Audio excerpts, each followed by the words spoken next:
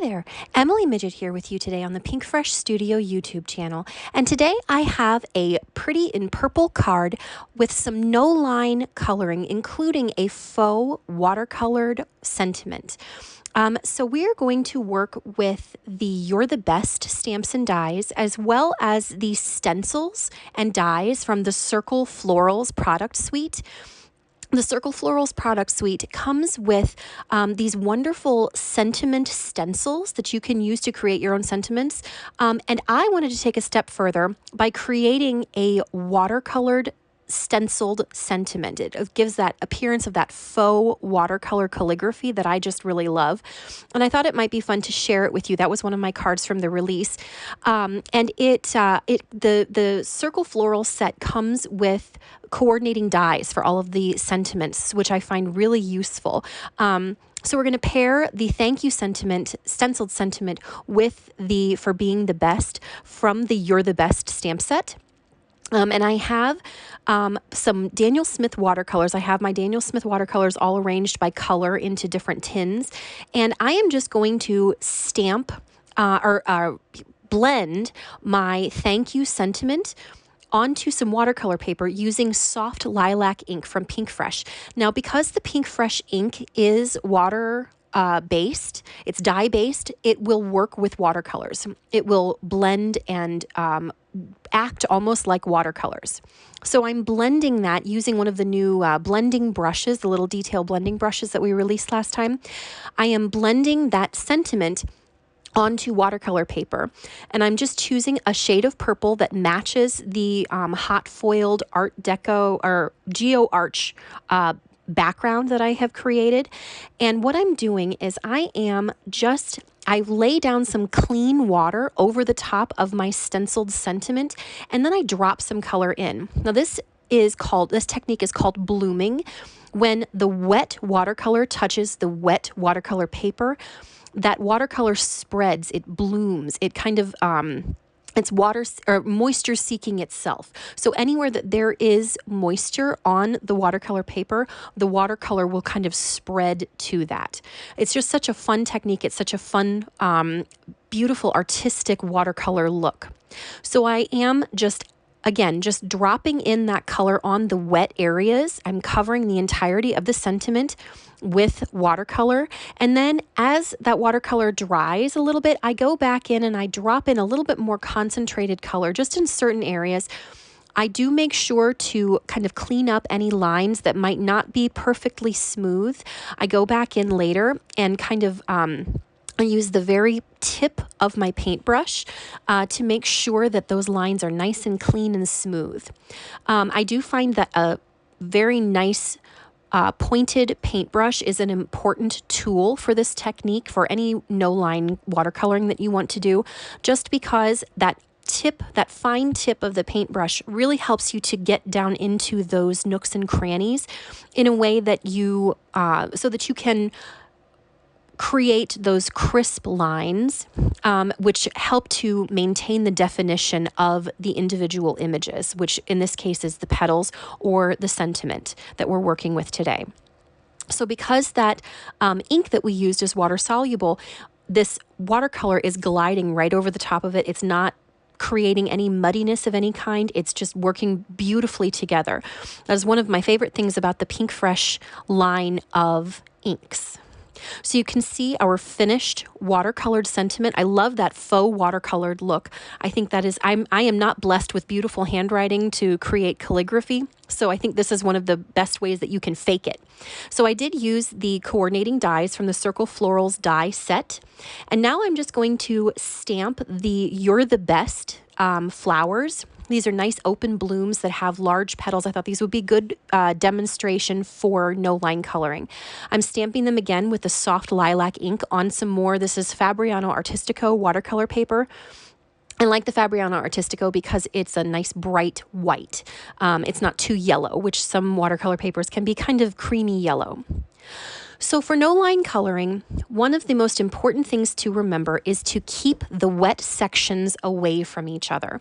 When you, like we talked about earlier with the blooming technique, if you put wet watercolor in two sections right next to each other, they will bloom into each other, and you will lose the definition of those two individual images, which in this case are the petals.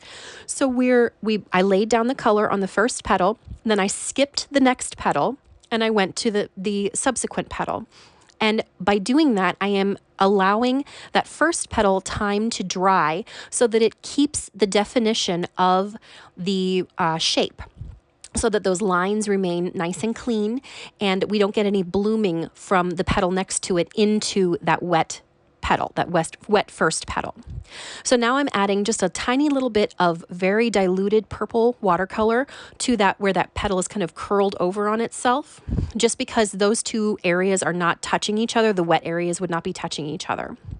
So I do occasionally use my heat gun to help assist with the drying time if I'm in a rush. And you'll see me use my heat gun occasionally in this video. Normally, I would probably work in sections. I'd go from one section to another, and you can see that I'm rotating my watercolor board as I work. This allows me to get different sections, keep the wet sections separate, but it also allows me to keep the point of my paintbrush pointed away from me, which allows me to get the best visual of where my color is going to be. It allows me to get great control over where my watercolor is going to be. Because we have this beautiful image, we want our watercoloring to look like this beautifully drawn image, and we want to make sure that it stays true to that. If you wanted to do a more loose styled watercoloring, you could certainly do it that way. I prefer a more controlled look to my watercoloring. So this is our last petal. I do show almost all of how I watercolor this flower, just because I know that no line coloring is a little bit intimidating for some people. And so I wanted to show you all of the steps for this one flower. It's nice and open. The petals are nice and big. I thought this would be a good flower to use to demonstrate no line watercoloring. So I am allowing, with this last petal, because it is the closest to the top, I'm allowing that purple to fade almost to nothing as it reaches the edge of my watercolor, or it reaches the edge of my petal. Because that petal is closest to the light source in my mind, that petal is going to be the lightest. So that means it's going to have the most water. It's going to have the least amount of pigment. And that is something that you have to learn as you play more with your watercolors, is the pigment to water ratio. The lighter your color, the more water you will want. The more intense color, the less water you will want. So see here, I am assisting the drying time by zapping this with my heat tool. I normally allow these to dry organically just because I don't care for the overall look of when I dry it with a heat gun. But for the purposes of this video, it's fine. So now I like to work in layers in watercolor. I like to go back, I lay my initial layer of color down, which it doesn't look bad. It could be worse. It could look flatter. But now I like to go back and add a second and sometimes third layer of watercolor to really intensify those shadows and clean up any edges. I want to make sure that those edges of each of the petals is nice and crisp, and it helps to keep that definition of those individual petals so that it does look like a complete flower, so that we can tell what it's supposed to look like. So now while my second layer of shadows is drying, I'm going to go in and just very simply add some color to the foliage. There is nothing exciting about this particular foliage painting. It's very simple, and sometimes it doesn't have to be super involved. So now all of my petals are dry, and you can see that I'm going in and adding a touch more definition, a touch more shadow to that top petal, just because I want to intensify that color a little bit. Watercolor shifts as it dries. Sometimes the color that you lay down is not exactly the color that you get after it's dry. So you want to make sure that you are happy with it. And the great thing about watercolor is it's such a changeable medium. It's such a workable medium that you can go back in and maneuver things around if you want. Just add some water and you can move that color around as much as you want until the paper starts to pill, which if you're using good watercolor paper, it won't pill. So now I have added some very dark like indigo blue to my amethyst purple color that I was originally using. And I'm intensifying just a few of the shadows. I'm not adding this on every single petal. I'm just adding this on the petals that are particularly shaded, the petals that are tucked behind. I'm again intensifying the color and the shadows and cleaning up those crisp edges to make sure that those edges are nice and clean and smooth. When you are trying to clean up your edges, use long brush strokes. One long brush stroke will give you a nice clean edge. So there you can see the two finished watercolored pieces that we're going to use.